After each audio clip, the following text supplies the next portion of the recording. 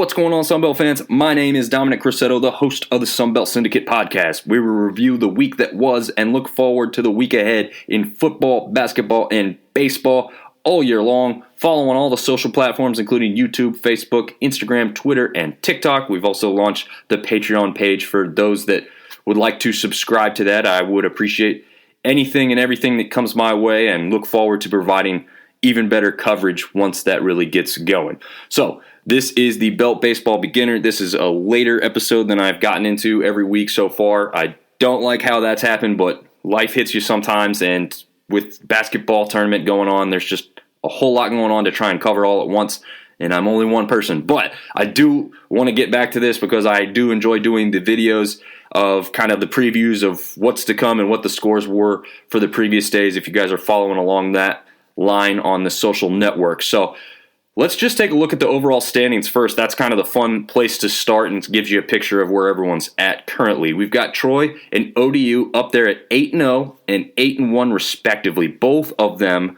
on 8-game win streaks. Easily the best two teams as far as hot streaks go in the league right now. Troy's start very impressive overall. App State behind them, 7-1. Now, they don't have the strength of schedule that ODU and Troy have, and even ODU and Troy probably don't have the strongest of schedules just yet, but to be only one-loss teams is still very impressive overall. But App State did drop their last one before this weekend's games start up. Right behind them, we've got a crew of people, I would say, a crew of teams. We've got Louisiana, Texas State, Arkansas State, and Georgia State. It's almost all the state schools there besides Louisiana. But Louisiana, Texas State, 6-2. Arkansas State, Georgia State, both 6-3. That's probably the better of the teams as far as records go. That's not to say that's not as far as bringing in the strength of schedule into that aspect. But those teams there are at the top with the winning percentage as of right now. Those are the best kind of top 6 teams via win percentage, maybe 7 teams. Did I miscount there? Yeah, top 7 teams in the league. So it's the top half of the league in winning percentage as of right now. And to mention that Georgia State is also on a 5-game win streak. So that's very impressive. All the other teams have either dropped their latest one or 2 games here in a row.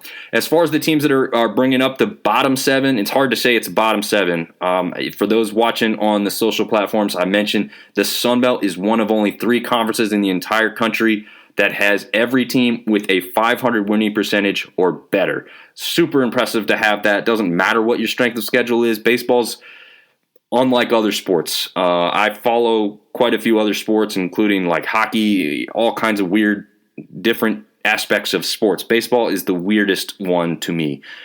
You've got MLB with people that are, below 500 making the playoffs on a routine basis.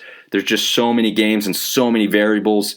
With these other sports, you have guys who play consistently all game long from beginning to end, and they're the better players. Well, in baseball, obviously, most of you know this, but just talking through it here, your pitchers are usually some of your best players, but they only play every few days because obviously they have to rest those arms. You don't see that in other sports, right? Your best quarterback's going to play every single game from start to finish unless he's injured. Same thing with maybe your guard or even your center in basketball. You're going to see those players play from start to finish. They miss a few games every game, a few minutes every game at most. But your starting pitcher, you're only going to see him every few days, and so you have to go through that full rotation. Unless you've got a really big series coming up where they somehow go with just one day's rest in between. Maybe the team didn't need them to perform for very long through the first 9 innings, and you can throw them back in there, bring them in relief in some cases. But either way, it's just a very different sport than I'm used to watching on a day in and day out basis. And again, this is why this is called the Belt Baseball Beginner podcast, because I am learning more and more as we go along. I've got a 4-year-old who's getting into baseball. Anyway, I'm getting way off track. Let's go back into the standings here before we get down the wrong path. So we've got Marshall, Georgia Southern, James Madison, Southern Miss, South Alabama, ULM, and Coastal Carolina. Those are the bottom 7 teams, I guess you could say.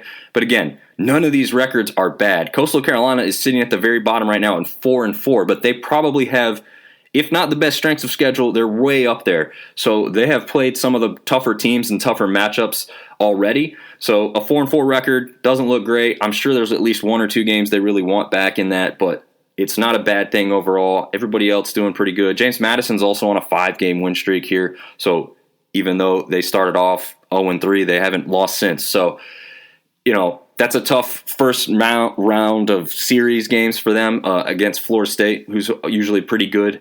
So they are rounding back into form. So again, this conference overall is just as impressive as everybody thought it was going to be going in. The only thing that's kind of surprised me is maybe Troy being undefeated while you've got Southern Miss sitting down at 5-3. Again, that's not a bad record, and it's not a huge difference to make up, especially once you get into conference play.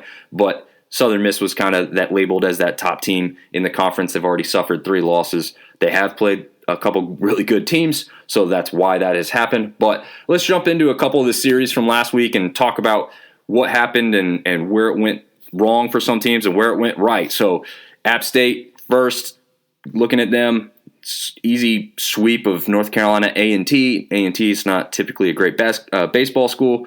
However, they did go down 5-0 to ETSU. Now, ETSU is a decent basketball.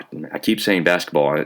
Basketball season hasn't ended. Baseball is now front of mind. But ETSU did take them down 5-0. Not an easy game because, like I said, ETSU is a pretty good baseball school, but not one you want to see when you've not lost yet and you couldn't even score a run against them. So that's one where App's going to want to kind of get back into it. As far as Louisiana goes, they take care of BYU. They had a couple close, tight ones. After that first one, they won 11-0. They struggled to beat them, but again, win's a win in baseball. They won 2-1 and 11-10 in those last 2 games before suffering a kind of a surprise defeat to me against McNeese. I'm not the best person to ask whether McNeese is typically a pretty good baseball school or not, but that one being at McNeese probably played certainly some part of that. Looking at Texas State, they went to up against Oral Roberts. They actually hosted them down there in San Marcos. They did take the first game in a close one, 3-2, and then lost the last 2, but again, both of those games pretty close, 6-3 and 8-4 finals before recovering against Incarnate Word and Sam Houston. So they've kind of gotten right back on the right track after playing a pretty tough Oral Roberts team.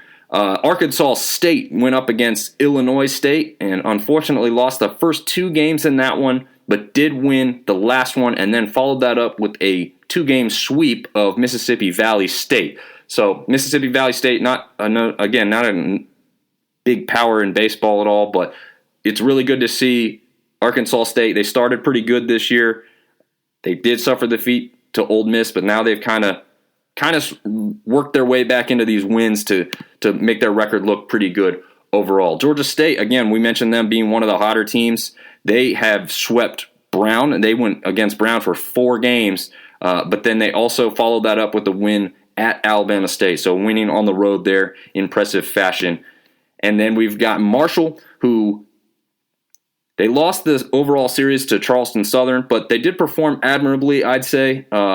Charleston Southern, a pretty decent baseball program, but that last one's going to sting a little bit because you lose 8-18 in the first one.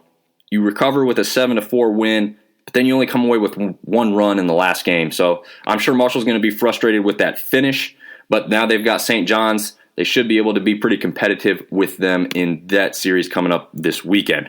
Georgia Southern took on ETSU, and this is where you're going to see the difference in strength of schedule for App State. Okay, so they have a really good record overall, 7-1.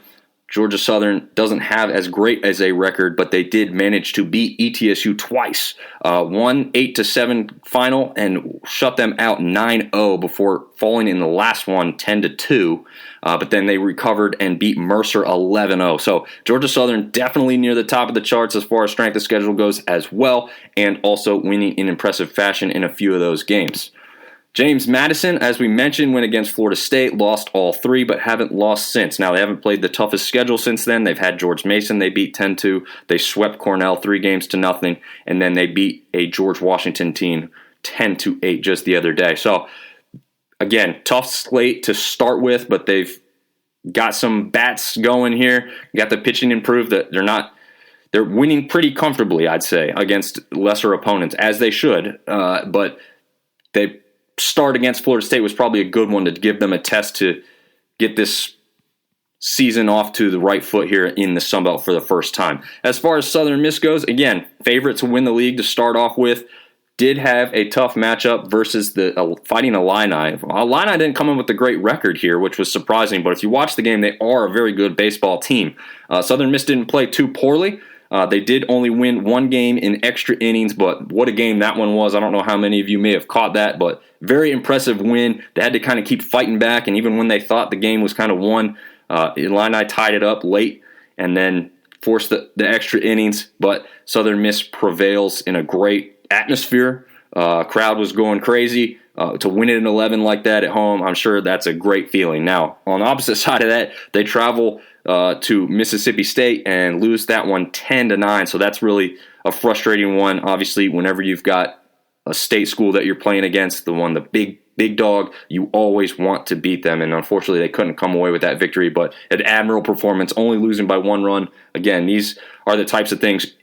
The losses, never good and never fun, but if you're competitive in that loss, that's not a bad thing, especially against a quality opponent. So looking at South Alabama, they went up against Nebraska and lost 3 straight, unfortunately, before recovering and beating Tulane just the other day, 11-7, that one down there in New Orleans. So an impressive victory to get back on the right track after playing a very tough Nebraska team there at home. And then we will jump into ULM. They played SIUE. I can't stand saying that every time because I wish they had some type of name that was easier than spelling out their entire name or going through all their letters. But anyway, they played them. They did go down in the series overall 2-1. The one game they did win impressively 7-1 and very competitive in the other two, losing 7-4 and 8-5. But they did get back on the winning ways, finishing with a 14-1 shellacking of Grambling. So back on the right track there before this weekend's games start up. Hopefully that will pay dividends for ULM.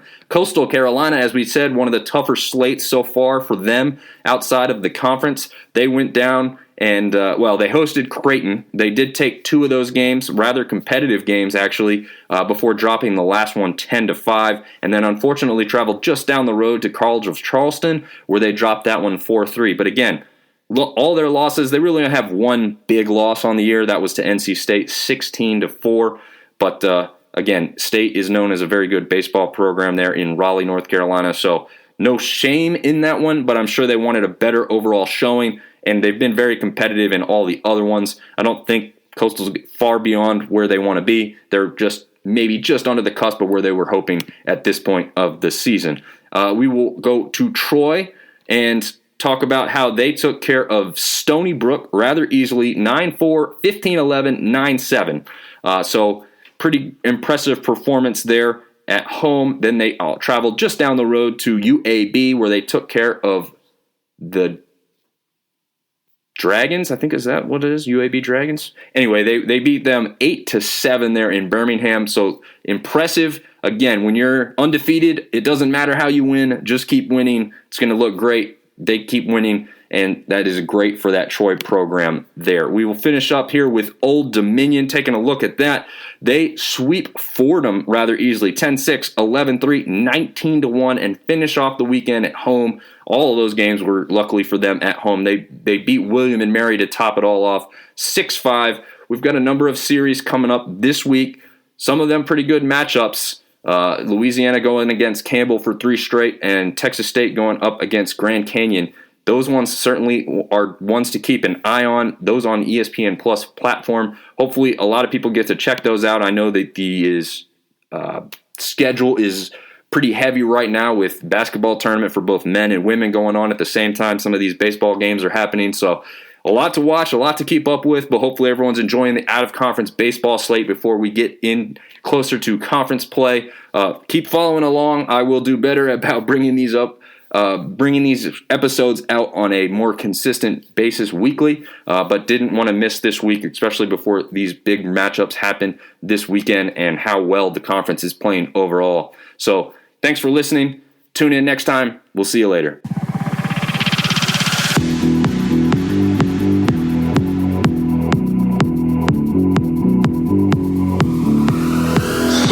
Syndicate.